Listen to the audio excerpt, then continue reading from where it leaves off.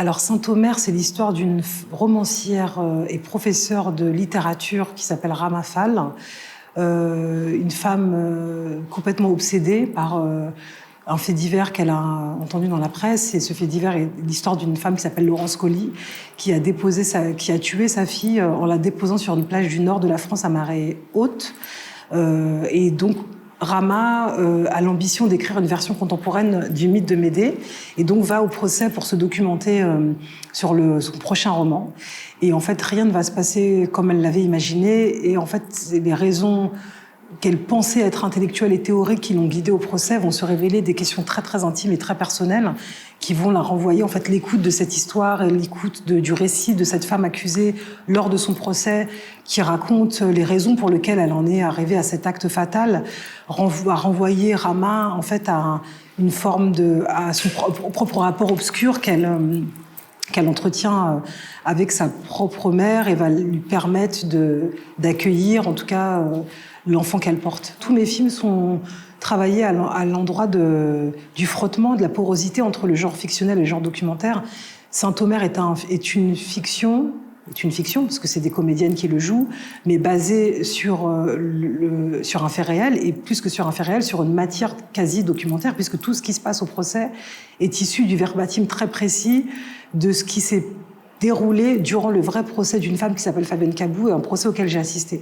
Et donc c'est un film qui travaille jusqu'au vertige la mise en abîme entre le vrai, le faux, la fiction, le documentaire. Et j'ai l'impression que pour moi, la vérité, en fait, c'est pas un absolu. Et on peut atteindre la vérité dans le documentaire comme on peut l'atteindre dans la fiction. Et en fait, ce qui permet d'atteindre la vérité, c'est la mise en scène, en fait. Et dans le cas de Saint-Omer, j'ai l'impression que j'atteins plus de vérité en passant par la fiction à partir de quelque chose qui s'est réellement passé que si je n'avais filmé le vrai procès. Tout de suite, en fait, je me suis dit, la première chose que je me suis formulée, c'est que cette femme était une héroïne de Marine Diaye.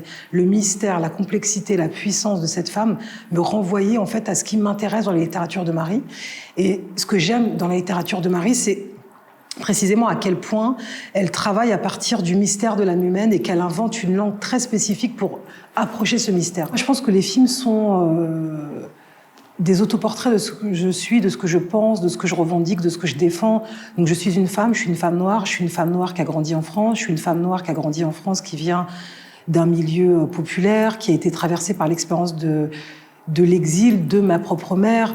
Donc c'est un film qui traduit, qui résume toutes les dimensions de ma personne. Donc oui, je suis une femme féministe, je suis une femme noire, intersectionnelle, enfin, il y a toutes ces dimensions dans le film. J'avais la conviction politique, en tout cas la nécessité politique, que ces histoires soient le plus largement diffusées, le plus largement partagées.